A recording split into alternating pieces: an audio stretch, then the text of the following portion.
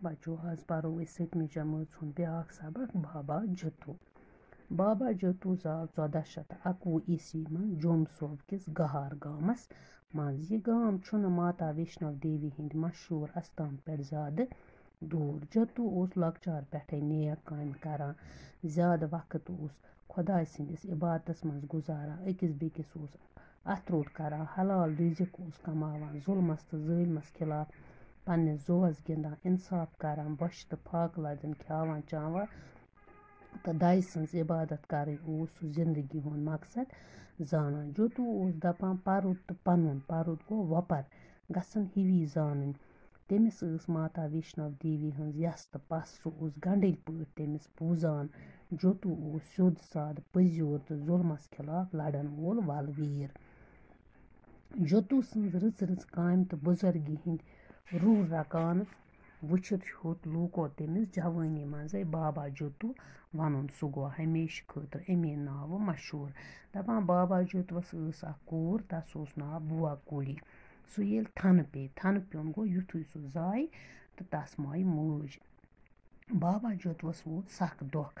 तम रच यह कोर दद तो दान तो बाबा जत्तुवस ٲस मास अमिस 7 नीची। तमो वुच लूग बाबा जत्तुवस इज्जत करान तो अंदरी लग हसद नार दजने। वोथुक अम सुन जिद लगिस हीतन जागने, रंग रंग ٲसिस इज्जा दिवान।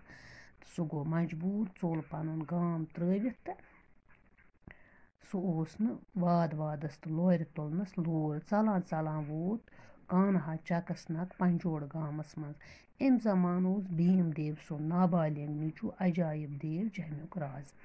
तसन ना तजुर्बा करी मक ओस तसुंद माम वीर सिंह मदद पहाड़ी इलाकन हुंद इंतजाम चलावान।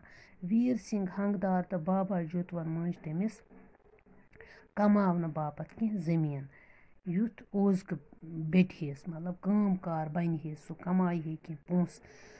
वजीर सिंदिस दितिस वजीरन कर काम, अम दित अमिस फांट बेबाव जमीन, बंजर जमीन छला अख। अत मंज कंड, जंड, सरफ, बिच, पल, अंबार, कृड। दपान वीर सिंहन सोच यह क्या कर अत जमीनस तो गसनस लगनस अमिस तर अति फिक्र।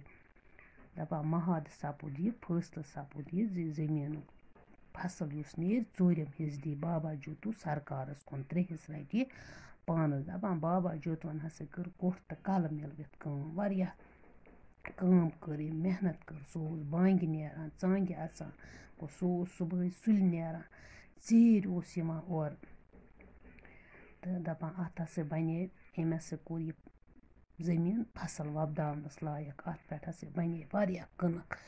फसल गो तैयार तो छुम्बुक बोरुक बोहरन। दपान वजीर सिंहन युथुई बोज जमीनस वपदाव वारिया फसल, तस गई बदनीयत, तस गई लालच। तम दोप जत्तुवस ज दिस नेसप सरकारस कुन।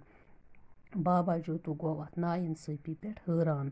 तम फिर सरकारस बुथ, दोपनक अगर अस महद छु कोरमुत मे छु दियुन अख हिस्स तोह कुन तो बह किथ कन दिम वनकस नेसप। तो दपान अम हसा सरकारन ते मोन न कह, लजिक अमिस जोर जबरदस्ती करन। यह हसा खो तमन कनक बोहरन पे तो शेरन हसा पानस वछस यड़ श्राख।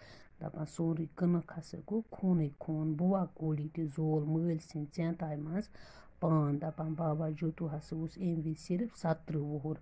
सु छु जमुक गोडनुक ग्रूस यम जालिम हाकिमन खिलाफ आवाज तुज तो पनुन जू दियुत।